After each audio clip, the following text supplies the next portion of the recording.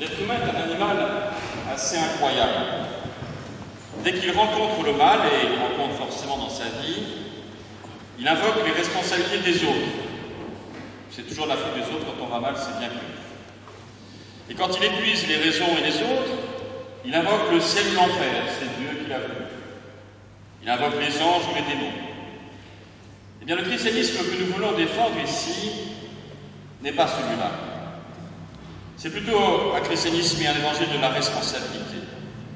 L'évangile tel que nous le comprenons n'est pas un évangile qui donne réponse à tout en nous détachant de notre condition humaine, mais au contraire, peut-être miroir de notre humanité, de cette humanité à laquelle s'attache Dieu. Et nous voilà aujourd'hui avec ces deux personnages, Siméon et Anne. Eh bien, notre foi est un peu celle de Siméon ou celle d'Anne. Voilà ces deux personnages qui, nous dit le texte, ont longuement attendu. Siméon ne voulait pas mourir avant d'avoir vu le Christ, et une fois qu'il l'a vu, il dit à Dieu dans sa prière qu'il est prêt maintenant pour mourir. Quant à Anne, elle a 84 ans. Ça peut paraître pas très vieux, sauf qu'à l'époque, l'espérance de vie, je me rappelle, est de 30 ans. Et puis 84 n'est pas un chiffre innocent, vous connaissez dans la Bible le jeu sur les chiffres. Les mathématiques bibliques, comme je dis toujours à mes catéchumènes, se composent de deux chiffres essentiels, 3 et 4. Si 3, c'est le chiffre de Dieu, qui a donné d'ailleurs la Trinité, ou les 3 anges qui visitent Abraham à Mamré. Et puis 4, c'est le chiffre du monde, comme le nord, le sud, l'est et l'ouest. Alors on peut les composer. 4 plus 3, le monde plus Dieu, ça fait la création. Ça fait les 7 jours. On peut les multiplier. 3 par 4, ça fait 12, le chiffre de l'élection des 12 tribus d'Israël ou des 12 apôtres. Et là, puisque vous êtes très doués en mathématiques, vous avez décomposé 84, qui évidemment est égal à 7, comme par hasard, fois 12. La création multipliée par l'élection. C'est-à-dire qu'il y avait chez eux, au travers de ce chiffre, et au travers de cette prière de Siméon, un fort désir, une forte attente, une forte espérance. Et comme l'écrit d'ailleurs un de mes collègues, Louis Pernaud, il dit que, au fond, effectivement, la foi de Siméon, c'est d'abord reconnaître qu'il y a un manque dans notre existence, que nos propres forces ne suffisent pas à y remédier, et enfin, dit-il, que la situation n'est pourtant pas désespérée. Eh bien, je suis tout à fait d'accord avec cette vision de Siméon qui est un peu la parabole de ce que nous sommes, c'est-à-dire quelqu'un qui ressent le manque et qui a un fort désir de Dieu. La condition de l'être humain, c'est d'être un être fragile, faillible. Nous ne sommes pas tout, nous n'avons pas tout. Mais c'est aussi cela d'ailleurs qui en fait la beauté, car cela nous rend chacune, chacun singulier, différent, particulier. Nous ne sommes, Dieu merci, pas une société de robots où nous serions tous les mêmes, avec les mêmes comportements et les mêmes apparences. C'est un rappel, je crois, assez fort que nous devrions faire aujourd'hui, que notre christianisme, dans sa diversité, devrait faire face à une société où on veut peut-être nous robotiser un peu, où les rites sociaux et commerciaux sont quasiment obligatoires, Noël, solde, Saint-Valentin, promotion, solde d'été, promotion de rentrée, et on revient à Noël, bref, la boucle est bouclée, et nous sommes tous les victimes de ces comportements mimétiques. Et bien face à cela, il nous faut redire effectivement que l'être humain est singulier. Siméon a su attendre, et son désir a été comblé. Son désir a été comblé parce qu'il a reçu cette lumière, cette grâce, et que l'amour est ensuite reçu. L'amour est désiré, mais l'amour est reçu. Il devient pour nous espérance. C'est ce que dit aussi à sa manière un théologien du XXe siècle, Bultmann, qui parle de précompréhension. Nous pouvons avoir une idée du divin ou nous poser des questions face à un paysage immense ou face à un événement ou même quelque chose d'insignifiant qui nous donne comme une intuition qu'il y a quelque chose de plus grand. Mais, dit Bultmann, à cette intuition, à cette précompréhension, il nous faut ajouter la révélation. C'est-à-dire à notre désir de Dieu, il nous faut rencontrer le désir de Dieu pour l'être humain. Et c'est la rencontre de ces deux désirs qui forment notre foi et notre espérance. Le mot « espérance » est sans doute l'un des rares à être employé par tous les chrétiens. Presque autant, et même dans nos liturgies, vous pouvez le remarquer, que le mot Dieu ou que le mot Christ. Imagine-t-on en effet une théologie qui ne mettrait pas au cœur de sa pensée cette notion d'espérance. Mais tout comme les mots Dieu ou Christ, il existe une incroyable variété, diversité d'approches. Des plus fondamentalistes aux plus libérales, en passant par toutes les théologies qui font la diversité de notre christianisme. Et pourtant, nous chrétiens, nous n'avons pas le monopole de l'espérance. Celle-ci peut être portée par bien des discours et des idéologies différentes. Voilà pourquoi la démarche proposée ici part de l'être humain, de son désir, le désir de Siméon, de son environnement, de sa réalité, de sa profondeur. Mais l'espérance, ce n'est pas non plus l'espoir. La langue française parfois confond ces deux mots, l'espoir et l'espérance. Pourtant, j'ai tendance à croire qu'en tout cas spirituellement, tout les oppose. Ne dit-on pas, lorsque la situation est désespérée, que l'espoir fait vivre?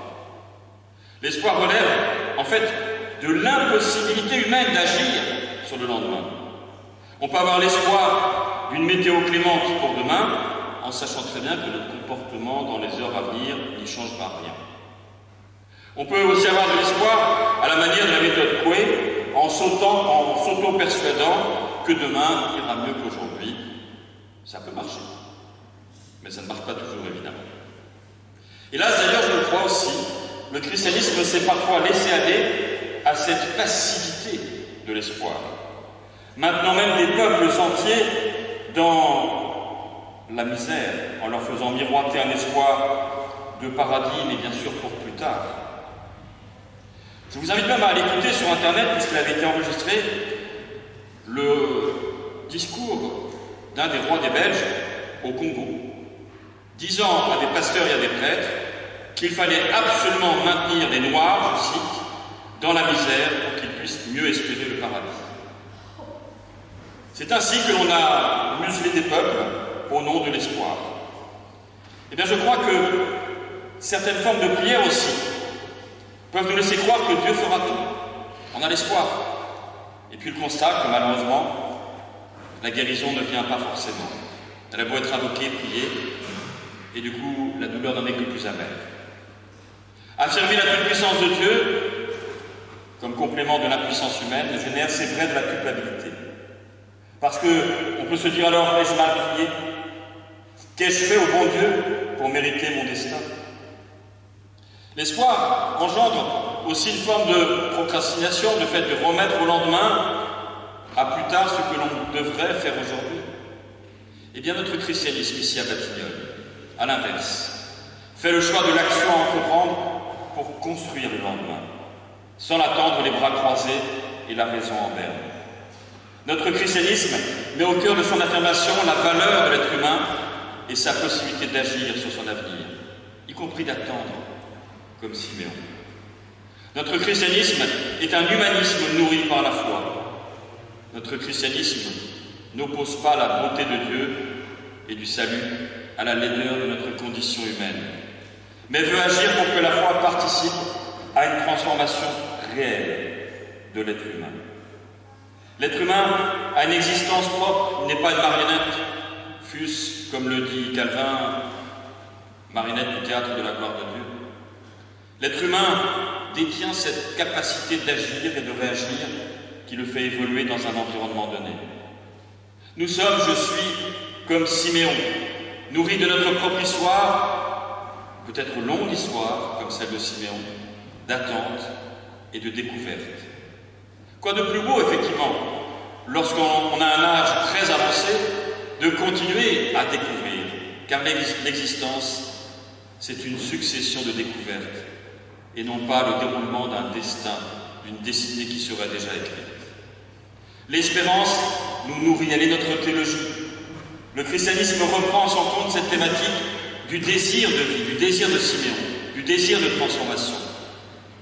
Nous pouvons même relire, et je le fais souvent, Le livre de la Genèse, au chapitre 1, la création des origines du monde, qui n'est pas en fait un texte sur l'origine du monde, mais sur notre condition humaine qui commence par le souffle de Dieu qui tournoie au-dessus des eaux. Le texte biblique évoque un Dieu qui est volonté positive au-delà de nos chaos. Un Dieu créateur, recréateur. On pourrait même parler d'un Dieu en désir d'humanité. Un Dieu qui fait le choix de la relation sans se contenter de lui-même. Un Dieu qui affirme qu'il a besoin de l'être humain, qu'il est en relation avec l'être humain. Le monde peut devenir alors le théâtre de la liberté humaine. Et les évangiles poursuivent cette logique de la rupture. Jésus fait des rencontres avec des personnes, souvent d'ailleurs dans des situations d'enfermement de leur identité, de leur paralysie, de leur cécité, de leur péché. Et Jésus fait éclater les murs de ces identités pour proposer une nouvelle liberté. D'ailleurs, le Jésus des évangiles est presque toujours en mouvement, en marchant, comme s'il refusait d'être statique. Et ce texte évoque l'enfance de Jésus de manière très sobre, en disant qu'il est encore en devenir, qui grandit en force et en sagesse, dit le texte. Je crois qu'il existe une double dimension dans l'espérance théologique spirituelle. Une dimension personnelle et une dimension humaine. L'espérance personnelle, c'est la conviction d'une possibilité offerte de construire librement son identité. Même si celle-ci, on le sait, est conditionnée évidemment par nos parcours de vie. L'espérance de l'humanité, c'est de ne pas se laisser condamner au chaos qui guette chaque instant. C'est de construire positivement la fraternité humaine. Cela, je crois, pour nous, est un moteur d'action, dont le carburant doit être notre désir de vie, notre désir de Dieu. Le chrétien n'est pas différent des autres êtres humains, il n'est ni meilleur, ni pire. Il ne mérite pas plus qu'un autre, un quelconque paradis, mais le chrétien peut être pleinement humain, un être de désir, de plaisir et de partage. Amen.